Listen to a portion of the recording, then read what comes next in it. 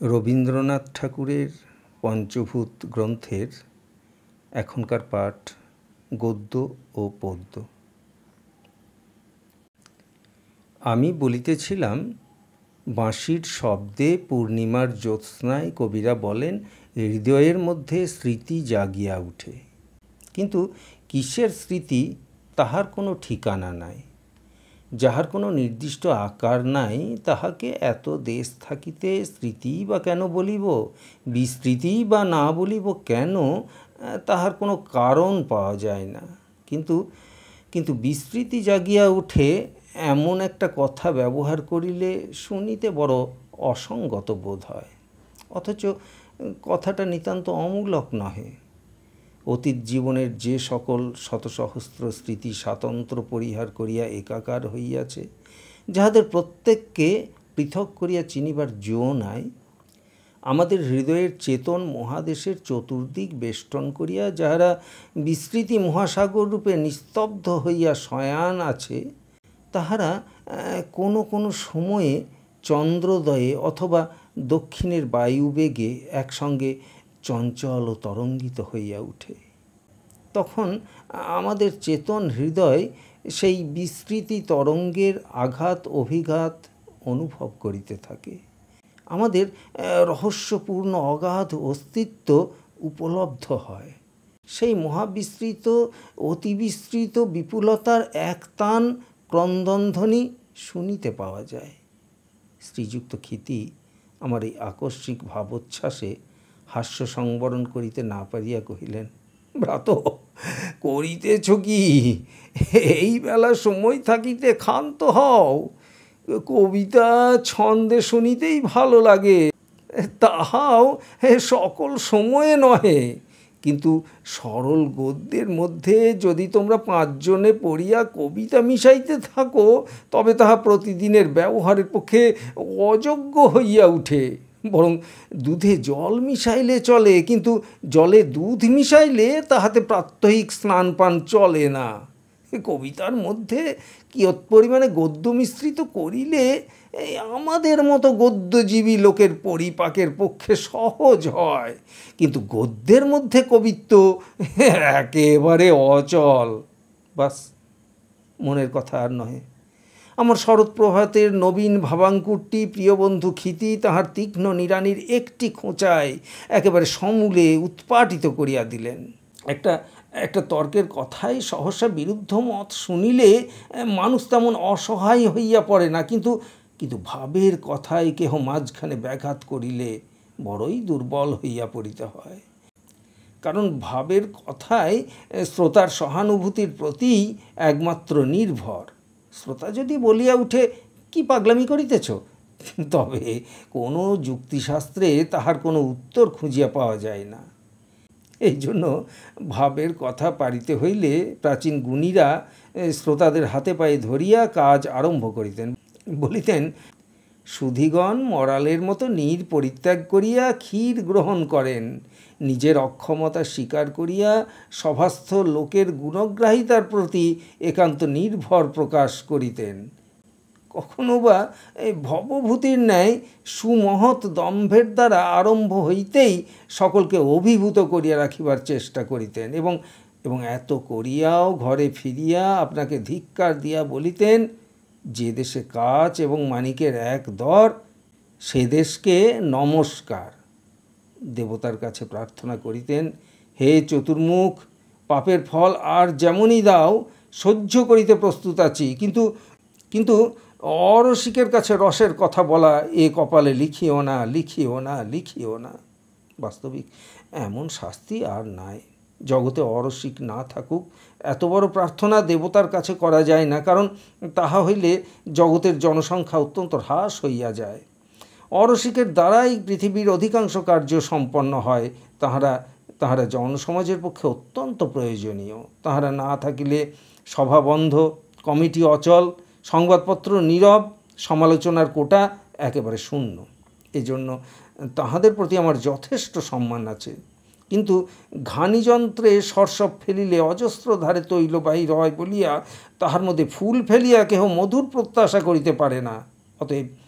অতএব হে চতুর্মুখ, ঘানিকে চিরদিন সংসারে রক্ষা করিও, কিন্তু তাহার মধ্যে ফুল ফেলিও না এবং গুণীজনের হৃৎপিণ্ড নিক্ষেপ করিও না। শ্রীমতী স্রোতস্বিনীর কোমল হৃদয় সর্বদাই আর্তের পক্ষে। তিনি আমার দুরবস্থায় কিঞ্চিৎ কাতর হইয়া কহিলেন, কেন, গদ্যে পদ্যে এতই কি বিচ্ছেদ? আমি কহিলাম, পদ্য অন্তঃপুর, গদ্য বহির্ভবন, উভয়ের ভিন্ন স্থান নির্দিষ্ট আছে। অবলা বাহিরে বিচরণ করিলে তাহার বিপদ ঘটিবেই এমন কোনো কথা নাই, কিন্তু যদি কোনো রূঢ় স্বভাব ব্যক্তি তাহাকে অপমান করে, তবে ক্রন্দন ছাড়া তাহার আর কোনো অস্ত্র নাই। এই জন্য অন্তঃপুর তাহার পক্ষে নিরাপদ দুর্গ। পদ্য কবিতার সেই অন্তঃপুর। ছন্দের প্রাচীরের মধ্যে সহসা কেহ তাহাকে আক্রমণ করে না। প্রত্যহের এবং প্রত্যেকের ভাষা হইতে স্বতন্ত্র করিয়া সে আপনার জন্য একটি দুরূহ অথচ সুন্দর সীমা রচনা করিয়া রাখিয়াছে। আমার হৃদয়ের ভাবটিকে যদি সেই সীমার মধ্যে প্রতিষ্ঠিত করিতে পারিতাম, তবে ক্ষিতি কেন? কোনো ক্ষিতিপতির সাধ্য ছিল না তাহাকে সহসা আসিয়া পরিহাস করিয়া যায়। বোম গুড়গুড়ির নল মুখ হইতে নামাইয়া নিমিলিত নেত্রে কহিলেন, আমি ঐক্যবাদী। একা গদ্যের দ্বারাই আমাদের সকল আবশ্যক সুসম্পন্ন হইতে পারিত। মাঝ হইতে পদ্য আসিয়া মানুষের মনোরাজ্যে একটা অনাবশ্যক বিচ্ছেদ আনয়ন করিয়াছে। কবি নামক একটা স্বতন্ত্র জাতির সৃষ্টি করিয়াছে। সম্প্রদায় বিশেষের হস্তে যখন সাধারণের সম্পত্তি অর্পিত হয়, তখন তাহার স্বার্থ হয় যাহাতে সেটা অন্যের অনায়ত্ত হইয়া উঠে। কবিরাও ভাবের চতুর্দিকে কঠিন বাধা নির্মাণ করিয়া কবিত্ব নামক একটা কৃত্রিম পদার্থ গড়িয়া তুলিয়াছে। কৌশল বিমুগ্ধ জনসাধারণ বিস্ময় রাখিবার স্থান পায় না। এমনি তাহাদের অভ্যাস বিকৃত হইয়া গিয়াছে যে ছন্দ মিল আসিয়া ক্রমাগত হাতুড়ি না পিটাইলে তাহাদের হৃদয়ের চৈতন্য হয় না। স্বাভাবিক সরল ভাষা ত্যাগ করিয়া ভাবকে 5 রঙা ছদ্মবেশ ধারণ করিতে হয়। ভাবের পক্ষে এমন হীনতার কিছুই হইতে পারে না। পদ্যটা নাকি আধুনিক সৃষ্টি, সেই জন্য সে হঠাৎ নবাবের মতো সর্বদাই পেখম তুলিয়া নাচিয়া নাচিয়া বেড়ায়। আমি তাহাকে দু চক্ষে দেখিতে পারি না। এই বলিয়া বোম পুনর্বার গুড়গুড়ি মুখে দিয়া টানিতে লাগিলেন। শ্রীমতী দীপ্তি বোমের প্রতি অবজ্ঞা কটাক্ষপাত করিয়া কহিলেন, বিজ্ঞানে প্রাকৃতিক নির্বাচন বলিয়া একটা তত্ত্ব বাহির হইয়াছে। সেই প্রাকৃতিক নির্বাচনের নিয়ম কেবল জন্তুদের মধ্যে নহে, মানুষের রচনার মধ্যেও খাটে। সেই প্রাকৃতিক নির্বাচনের প্রভাবেই ময়ূরীর কলাপের আবশ্যক হয় না। ময়ূরের পেখম ক্রমে প্রসারিত হইয়াছে। কবিতার পেখমও সেই প্রাকৃতিক নির্বাচনের ফল। কবিদিগের ষড়যন্ত্র নহে। অসভ্য হইতে সভ্য এমন কোন দেশ আছে যেখানে কবিত্ব স্বভাবতই ছন্দের মধ্যে বিকশিত হইয়া ওঠে না? শ্রীযুক্ত সমীর এতক্ষণ মৃদু হাস্যমুখে চুপ করিয়া বসিয়া শুনিতেছিলেন। দীপ্তি যখন আমাদের আলোচনায় যোগ দিলেন, তখন তাহার মাথায় একটা ভাবের উদয় হইল। তিনি একটা সৃষ্টি ছাড়া কথার অবতারণা করিলেন। তিনি বলিলেন, কৃত্রিমতাই মনুষ্যের সর্বপ্রধান গৌরব। মানুষ ছাড়া আর কাহারও কৃত্রিম হইবার অধিকার নাই। গাছকে আপনার পল্লব প্রস্তুত করিতে হয় না, আকাশকে আপনার নীলিমা নির্মাণ করিতে হয় না, ময়ূরের পুচ্ছ প্রকৃতি স্বহস্তে চিত্রিত করিয়া দেন। কেবল মানুষকেই বিধাতা আপনার সৃজন কার্যের অ্যাপ্রেন্টিস করিয়া দিয়াছেন, তাহার প্রতি ছোটোখাটো সৃষ্টির ভার দিয়াছেন। সেই কার্যে যে যত দক্ষতা দেখাইয়াছে সে তত আদর পাইয়াছে। পদ্য গদ্য অপেক্ষা অধিক কৃত্রিম বটে, তাহাতে মানুষের সৃষ্টি বেশি আছে, তাহাতে বেশি রং ফলাইতে হইয়াছে, বেশি যত্ন করিতে হইয়াছে। আমাদের মনের মধ্যে যে বিশ্বকর্মা আছেন, যিনি আমাদের অন্তরের নিভৃত সৃজন কক্ষে বসিয়া নানা গঠন, নানা বিন্যাস, নানা প্রকাশ চেষ্টায় সর্বদা নিযুক্ত আছেন, পদ্যে তাঁহারই নিপুণ হস্তের কারুকার্য অধিক আছে। সেই তাঁহার প্রধান গৌরব। অকৃত্রিম ভাষা জলকল্লোলের, অকৃত্রিম ভাষা পল্লব মর্মরের, কিন্তু মন যেখানে আছে সেখানে বহু যত্নরচিত কৃত্রিম ভাষা। স্রোতস্বিনী অবহিত ছাত্রীর মতো সমীরের সমস্ত কথা শুনিলেন। তাহার সুন্দর নম্র মুখের উপর একটা যেন নূতন আলোক আসিয়া পড়িল। অন্যদিন নিজের একটা মত বলিতে যেরূপ ইতস্তত করিতেন, আজ সেরূপ না করিয়া একেবারে আরম্ভ করিলেন। সমীরের কথায় আমার মনে একটা ভাবের উদয় হইয়াছে। আমি ঠিক পরিষ্কার করিয়া বলিতে পারিব কি না জানি না। সৃষ্টির যে অংশের সহিত আমাদের হৃদয়ের যোগ, অর্থাৎ সৃষ্টির যে অংশ শুদ্ধমাত্র আমাদের মনে জ্ঞান সঞ্চার করে না, হৃদয়ে ভাব সঞ্চার করে, যেমন ফুলের সৌন্দর্য, পর্বতের মহত্ব, সেই অংশে কতই নৈপুণ্য খেলাইতে হইয়াছে, কতই রং ফলাইতে কত আয়োজন করিতে হইয়াছে। ফুলের প্রত্যেক পাপড়িটিকে কত যত্নে সুগোল সুডোল করিতে হইয়াছে, তাহাকে বৃন্তের উপর কেমন সুন্দর বঙ্কিম ভঙ্গিতে দাঁড় করাইতে হইয়াছে। পর্বতের মাথায় চিরতুষার মুকুট পরাইয়া তাহাকে নীলাকাশের মধ্যে কেমন মহিমার সহিত আসীন করা হইয়াছে। পশ্চিম সমুদ্র তীরের সূর্যাস্তপাটের উপর কত রঙের কত তুলি পড়িয়াছে। ভূতল হইতে নভস্থল পর্যন্ত কত সাজসজ্জা, কত রংচং, কত ভাবভঙ্গি। তবে আমাদের এই ক্ষুদ্র মানুষের মন ভুলিয়াছে। ঈশ্বর তাহার রচনায় যেখানে প্রেম, সৌন্দর্য, মহত্ব প্রকাশ করিয়াছেন, সেখানে তাহাকেও গুণবনা করিতে হইয়াছে। সেখানে তাহাকেও ধ্বনি এবং ছন্দ, বর্ণ এবং গন্ধ বহু যত্নে বিন্যাস করিতে হইয়াছে।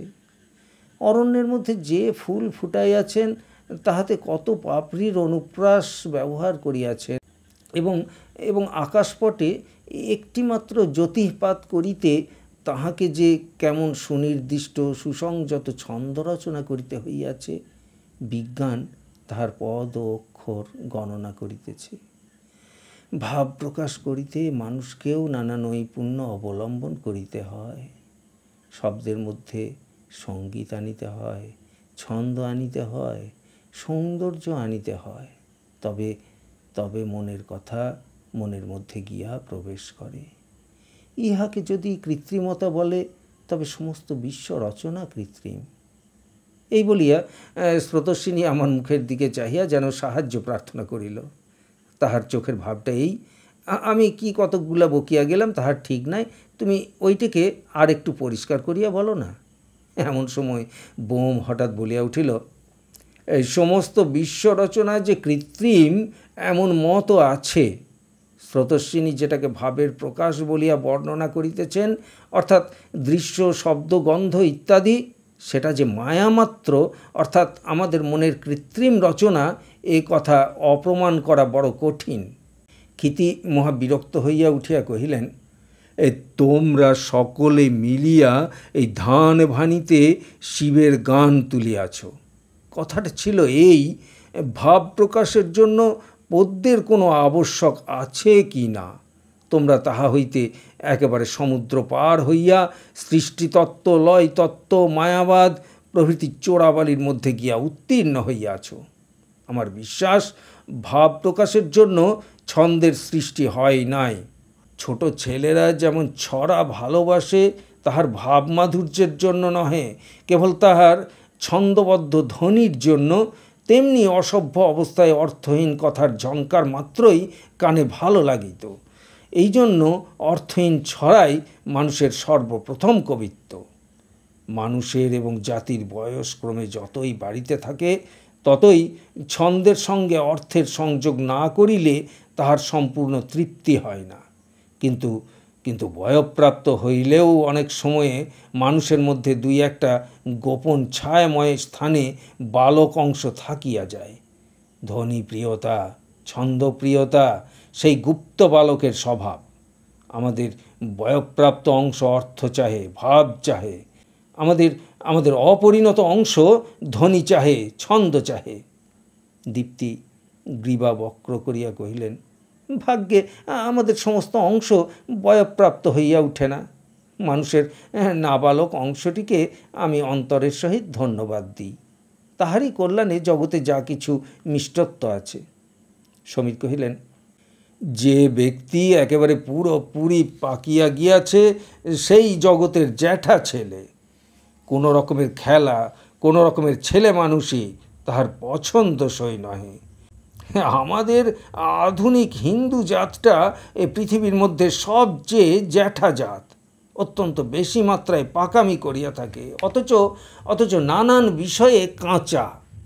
জ্যাঠা ছেলের এবং জ্যাঠা জাতির উন্নতি হওয়া দুরূহ, কারণ তাহার মনের মধ্যে নম্রতা নাই। এই কথাটা আমার প্রাইভেট, কোথাও যেন প্রকাশ না হয়। আজকাল লোকের মেজাজ ভালো নয়।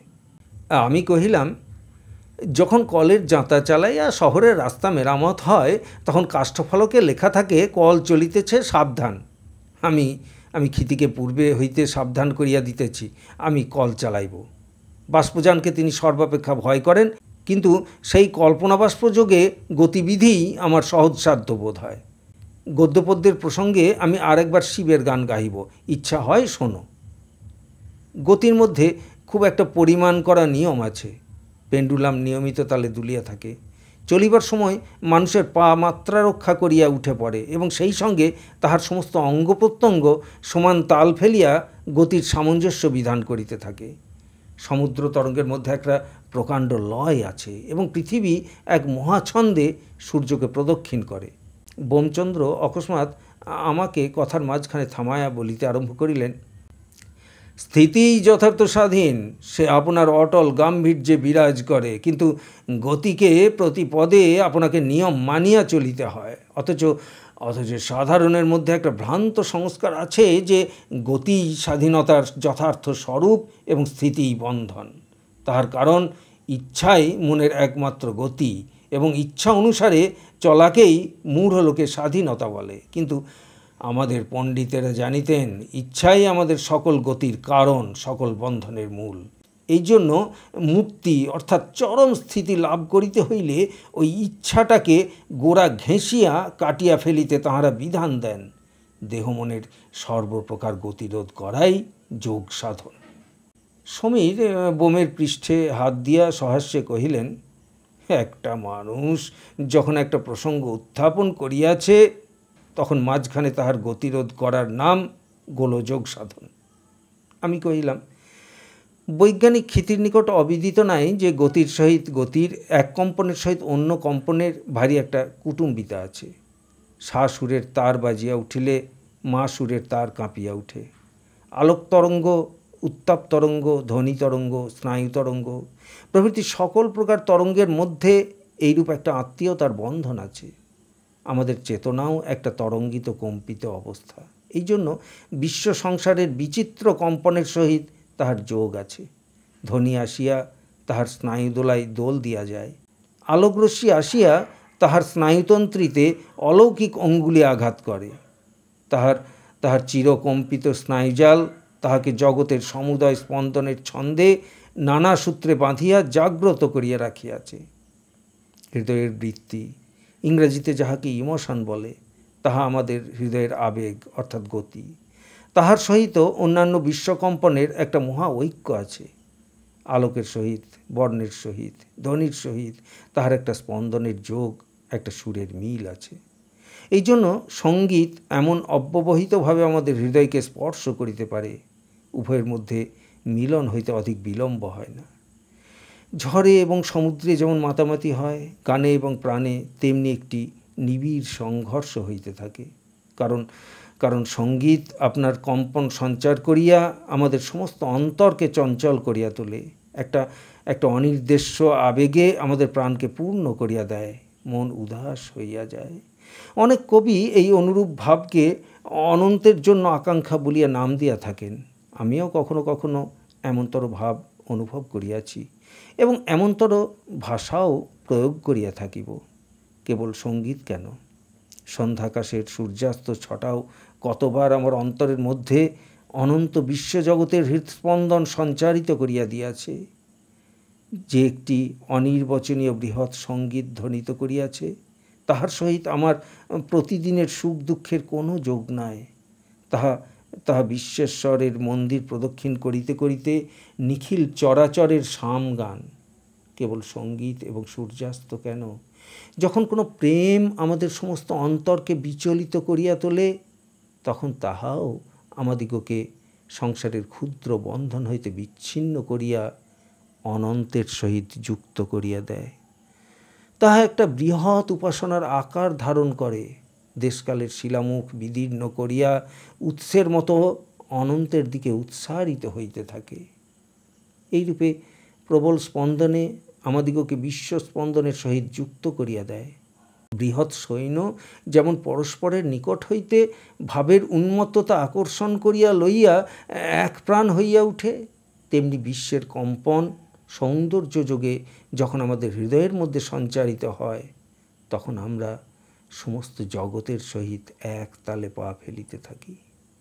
নিখিলের প্রত্যেক কম্পমান পরমাণুর সহিত এক দলে মিশিয়া অনিবার্য আবেগে অনন্তের দিকে ধাবিত হই।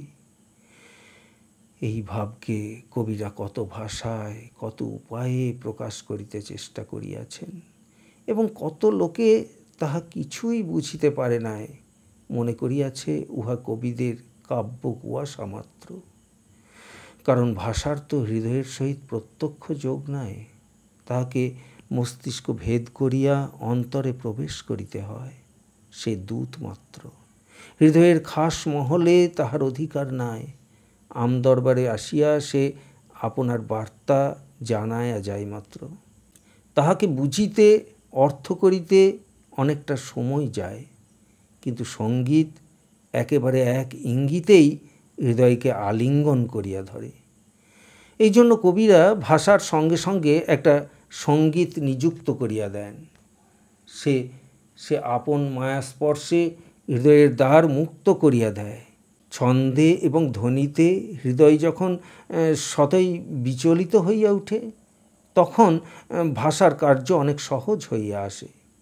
দূরে যখন বাঁশি বাজিতেছে, পুষ্পকানন যখন চোখের সম্মুখে বিকশিত হইয়া উঠিয়াছে, তখন প্রেমের কথার অর্থ কত সহজে বোঝা যায়।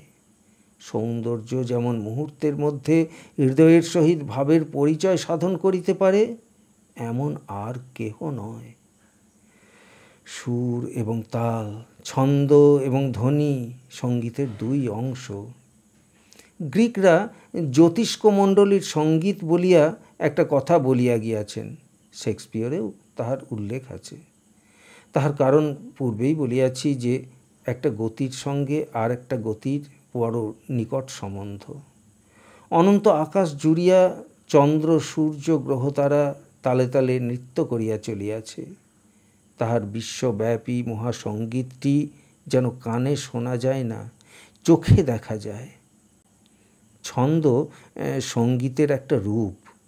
কবিতায় সেই ছন্দ এবং ধ্বনি দুই মিলিয়া ভাবকে কম্পান্বিত এবং জীবন্ত করিয়া তোলে, বাহিরের ভাষাকেও হৃদয়ের ধন করিয়া দেয়।